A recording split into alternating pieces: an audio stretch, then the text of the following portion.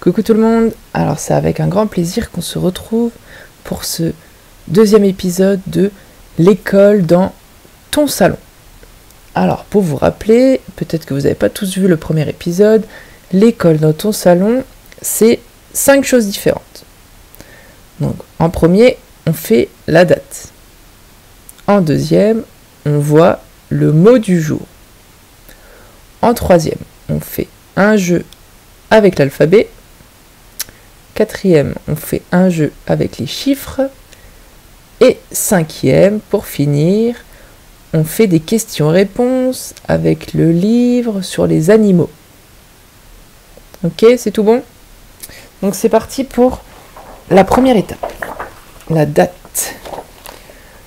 Donc, nous allons faire la date de hier et la date d'aujourd'hui. D'abord, la date de hier, elle est en violet. Donc, vous pouvez dire en même temps que moi.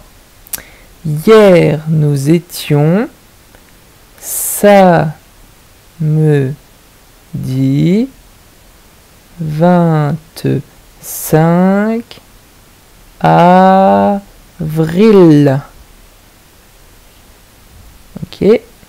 Et en bleu, c'est la date d'aujourd'hui. Et aujourd'hui, nous sommes dimanche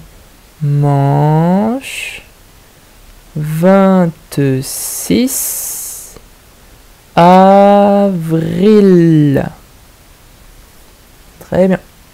Alors, ceux qui ont envie, vous pouvez par exemple mettre pause sur la vidéo et vous pouvez vous entraîner à écrire la date chez vous, si vous avez envie. C'est pas obligé. Ok, on continue. Étape numéro 2, le mot du jour. Donc je vais vous présenter un objet. On va essayer de savoir comment ça s'appelle. Alors voilà l'objet que j'ai choisi aujourd'hui. Alors je vous fais 3 propositions et vous me dites comment ça s'appelle. Alors cet objet, est-ce que ça s'appelle un ventilateur? Ou bien, est-ce que ça s'appelle un soufflet? Ou alors, peut-être que ça s'appelle un arrosoir. Alors, qu'est-ce que vous pensez?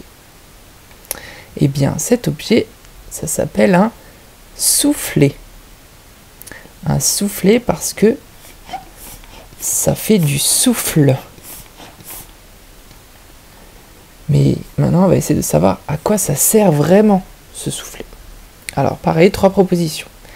Est-ce que le soufflet, on l'utilise quand il fait trop chaud, quand on a envie un petit peu de se rafraîchir? Ou bien, le soufflet, peut-être qu'il sert, si on met un ballon au bout, peut-être que le soufflet, il sert à gonfler les ballons. Ou bien, dernière possibilité, le soufflet, il sert quand on fait un feu. Alors, par exemple, un feu de cheminée ou un barbecue. Le soufflet va permettre de faire du vent sur les braises pour avoir un bon feu. Alors, qu'est-ce que vous pensez? Eh bien, le soufflet, il sert quand on fait un feu. Ça permet de souffler sur les braises. Et en faisant ça, on a un feu qui est très bon, avec des grandes flammes. Voilà, donc l'objet du jour, le soufflet. Troisième étape, on passe au jeu avec l'alphabet. Donc aujourd'hui, nous allons faire le même jeu que hier, pour ceux qui ont vu la première vidéo. C'est le jeu de l'alphabet à trous. Donc souvenez-vous, je vais dire l'alphabet, mais parfois je vais oublier certaines lettres. C'est à vous de les retrouver. Quand je me montre avec le stylo, c'est à moi de parler. Et quand je vous montre vous, c'est à vous de dire la lettre. D'accord? Allez, c'est parti. A, C, E, G, I, K, M, O, Q, S, U, W, Y. Très bien. Vraiment, c'est réussi. En tout cas, j'espère. Très bien. Le jeu avec l'alphabet, c'est fini. On passe à la quatrième étape, c'est le jeu avec les chiffres. Et là aussi, on va faire le même jeu que hier. C'est le jeu des chiffres à trous. Je vais compter, d'accord? Sauf que je vais de nouveau oublier certains chiffres. Ça va être à vous, chez vous, de retrouver les chiffres. Tout le monde est prêt? On est parti. 1, 3, 5, 7, 9, 11, 13, 15, 17, 19. Ok, si on ne s'est pas trompé, on termine sur 20. J'espère que c'est bon. Très bien pour ce jeu. Et donc on passe à la dernière étape, la cinquième. C'est les questions-réponses avec notre livre sur les animaux. Alors, aujourd'hui, le thème, ce sera le lapin et le canard. Donc on va avoir des questions sur ces deux animaux, le lapin et le canard. Alors, première question. Dans quoi sont élevés les lapins? Donc, quelle est la maison des lapins? Comment elle s'appelle? Donc, les lapins, ils vivent dans des cages. Et les cages, ça s'appelle des clapiers. Donc, le lapin vit dans un clapier. Alors, ce qu'il mange, bon, bien sûr, on pense tout de suite aux carottes, mais il mange aussi des graines et de la salade. Donc on voit que le lapin, lui, il ne mange pas de viande. Il mange que des végétaux. Donc on dit qu'il est herbivore.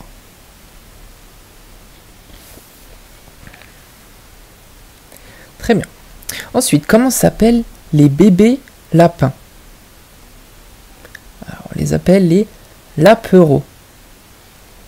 Et il faut savoir que quand les bébés lapins naissent, ils n'ont pas de poils, ils sont tout nus.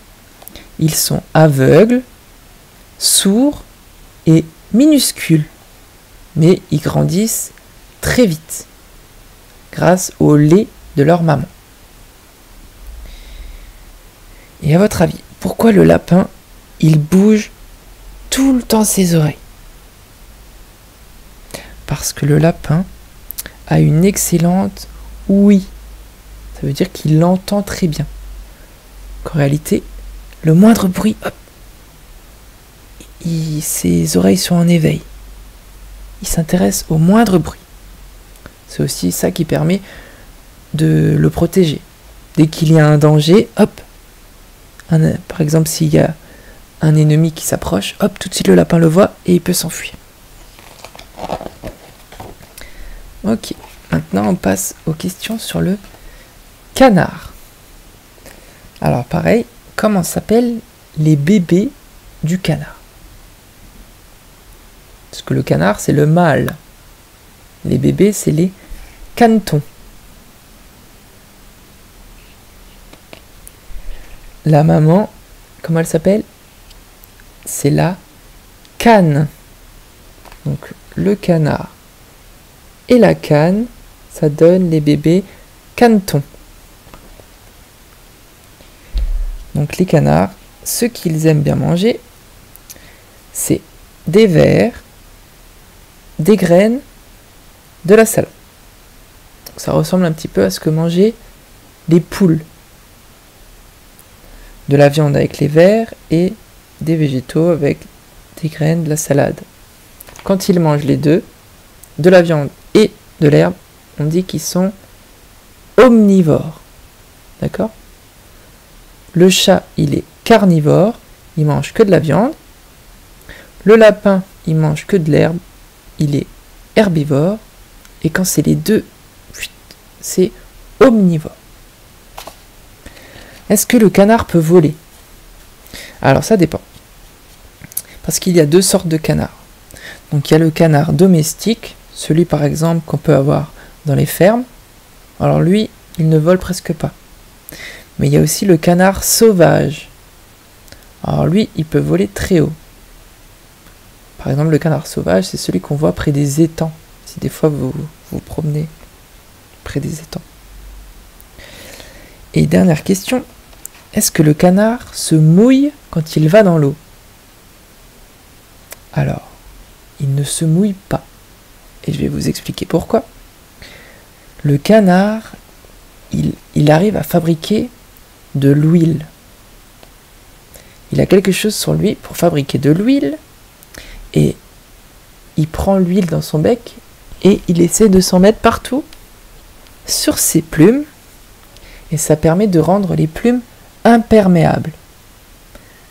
Ça veut dire que quand il va aller dans l'eau, eh bien, il ne se mouille pas grâce à cette huile. Très bien. On a fini les questions sur ces deux animaux. Donc, c'est la fin de cette vidéo. Et je vous dis à demain pour la suite de l'école dans ton salon. Et je vous souhaite une bonne après-midi à tous. Au revoir les enfants.